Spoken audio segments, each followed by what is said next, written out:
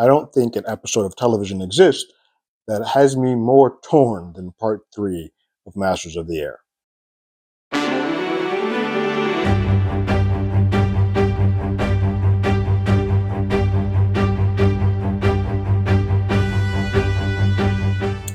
Hello, everyone. Terrence here with Hollywood Already Did It. If you haven't already, go ahead, like, share, subscribe to the channel, leave a comment, ring that bell below.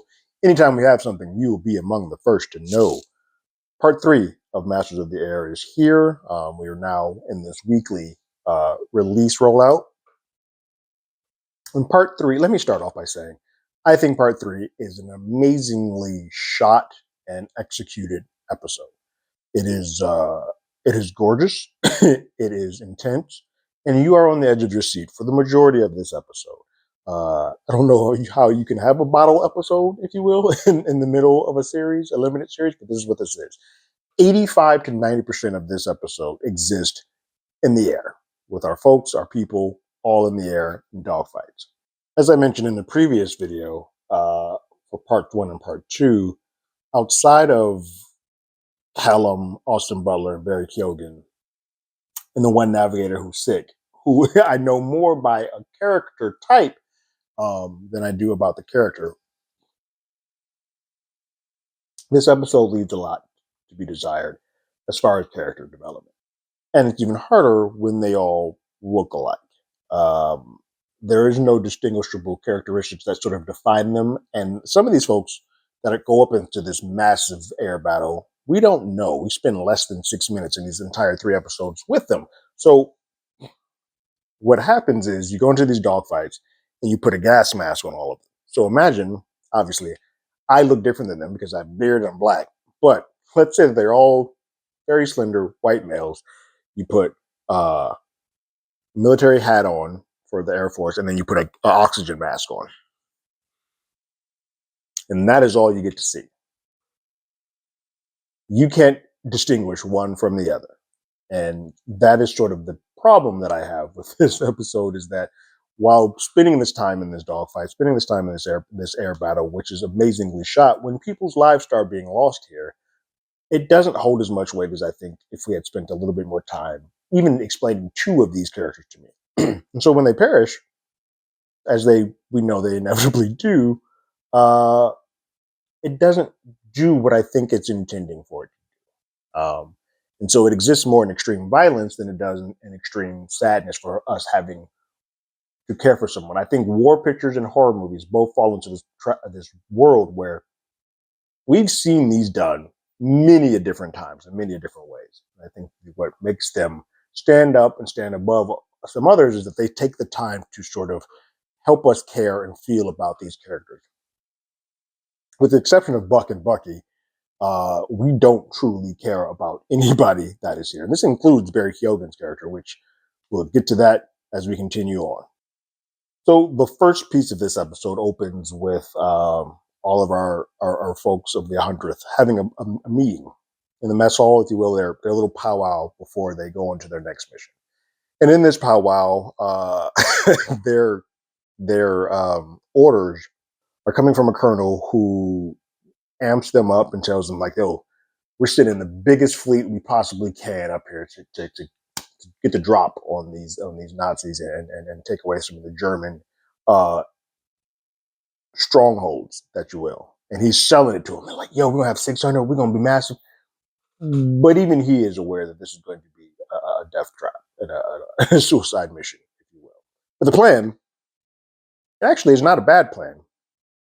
But the plan is to send 3 different task forces into the air at the same time. I'm going to hit that harder, at the same time. That is the plan. That is what we're trying to do. They're going to do this at the same time. They're planning for one of them to hit a fighter factory in Regensburg. And then the other 2 are going to go to these ball bearing facilities in Schweinfurt to bomb 2 separate buildings that are responsible for the ball bearings. That apparently is a big piece of the war tech for Germany. And so they're doing like a three-piece attack. The reason why they need to go together is because they're going to sort of act as each other's shield for these airstrikes that are going to happen. And so And the plan is, instead of going back to the main base after they finish the bombing, they're going to continue on to Africa, because basically they're saying that they go in the air, they bomb, then they try to retreat. They're going to have some type of air fight that happens when they first get out there. Then they go bomb. Those folks are going to retreat to go refuel. And typically, after you bomb, you go back, they're going to come back out to be able to pick out the ones that they didn't get the first time. But if you go on to Africa, they're going to come back to refuel after refueling, and nobody's going to be there. So that is sort of the general idea, the general plan of what's going on. Key point at the same time, because what occurs is Buck and Bucky's crew continue on with the plan. And the day of, it's a bit of a haze of fog that occurs. And so the two other task force decide to sit back. It's like, we'll wait for later hours once we get a little bit more clarity. While Buck and Bucky's is like, nope, we're going to keep going. Some of this is probably because of in their head, they're like, hey, if we go through darkness, we may have sort of a leg up. But they decide, hey, other people are waiting, screw that, we're going to continue on. There they go. Does not work out well for them. As they get into the air, when they first get up there, they see that the flak and whatnot that's existing is a lot lighter than it normally would be. So they know that they're going to have a fight on their hands when they get to a certain point. And that fight comes and shreds them pretty good. They lose quite a few people in their fleet. I think they went up with 21 in that force, that task force. They come back with 11 when it's all said and done. People are shot to holy hell. It's brutal. It's violent. It's painful. It doesn't do much for me emotionally. It's cool to look at because I don't know anybody. I don't know any of these people, except for one of them, and I don't really know Biddick. I'm attached to Biddick because a big actor is playing him, and Barry Keoghan, but I don't really have that much information on him because they've sort of funneled us for Buck and Bucky. That's the story that we sort of care about. So anybody else is just fodder, and that's kind of how they're treated. We sort of have some moments where a person gets stuck in the turret and they can't get out. They have to eject and they can't after trying for a little bit. That should be emotional. Doesn't really quite hit the emotional weight for me. The one piece that does sort of work in this is that uh, Buck has a moment where his co-pilot gets shot and looks like he might be dead. And he decides to keep folks forcing on. Even though this co-pilot at some point in time was like, we need to bail out. We need to get about it. He's like, nope, suck it up. We're going to keep going through. We're going to go through this. And they do. And eventually it gets to their spot.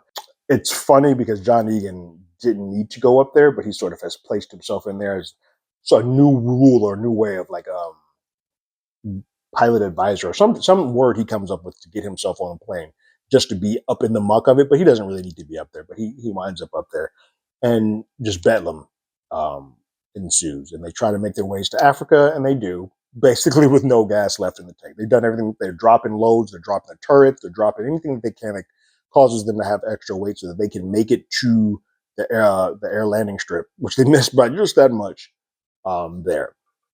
Biddick, also with a co-pilot that is down, does his best to land the plane, but unfortunately he does not succeed, and he blows up on impact. So Barry Keoghan and Biddick is gone. I wish I knew you. It sucks to see him go because he's a great actor, but I don't have anything to sort of base this on. And that's a lot of what this episode is. It's all done in the air, and it is gorgeous. Like, again, I cannot stress this enough. It is shot amazingly. It looks beautiful. Cary Fukunaga directs this one as well, and he nails it. I think, unfortunately, though, when you have a 15-minute episode with the first 6 minutes being the setup, and then 40 minutes of an just gut-wrenching air fight, you need to care about the people to actually get that gut-wrenching feeling to truly work. And so, at the end of the day, I think everything looks well. It feels good. It feels like it's doing what it's supposed to do as far as the legwork to look like what these men and women went through.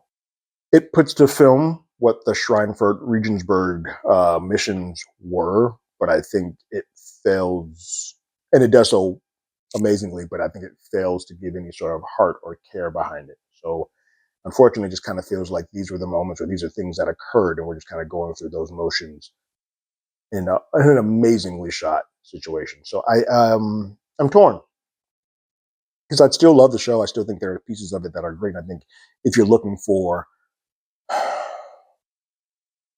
telling these stories, it's great. I think unlike Band of Brothers, and I think unlike the Pacific, where you could see emotion, you could see everybody's face, you could sort of try to pick people out and say, "Oh, these are the differences between these people," because they're all the same. And those damn, you want to keep true, you want to be authentic, you want to be honest, but those doggone oxygen masks are taking away so much of the work that it hampers the ability to sort of connect to anybody because all we're just seeing are eyes. And unfortunately, outside of Austin Butler, can't really pick them out um, different from each other besides Buck and Bucky, and then Biddick, who's now gone. So now I have one less person that I can recognize with their oxygen mask on. But I'm still in. Like I think it's wonderfully shot. I think it's a really well done show. It's taking its time, and it's giving this group of people who went through pure hell and lost so many men their moment and a little bit of a kudos and thank you to them for the hard work that they did. What did you guys think about this episode? Does the lack of character development bother you? Can you make stuff out? Am I alone on this island where all of this affects how well you can connect to some people, or do you find yourself feeling for this? Because here's what I think. I think people who are within the military, who are within Air Force or any other branch of the military service, may connect better because they just feel like that camaraderie and that like this. I know what these people are going through, but I think the outsider who have not done any of this, when we need someone to connect to right now, I don't have that. Um, Buck and Bucky would be that, but we spend a great deal of this episode seeing the destruction of people who we know for less than 5 minutes. And I just don't think that's good character study, or don't think that's good storytelling. Um, you managed to tell this mission. I think a little bit of those first two parts, this mission would have been stronger. The failure of this mission would have been stronger if you spent a little bit more time in those first two missions, just attaching me to at least two people that I can be like, oh, that's how he went out. Sucks. Instead, I'm like, huh, a lot of death and a lot of destruction. What's next? And I don't think that's what the intent of this is. Leave your thoughts and comments in the comments below. If you haven't already, you can follow us on Twitter at HollywoodEDI. You can hit us up on email at HollywoodAlreadyDid@gmail.com. We also have a podcast by the same name. It's on Google Podcasts, Spotify, Apple Podcasts, any other place podcasts. We're there. We will probably be back with that podcast for Madam Web. Like always, I got my ticket. You got yours.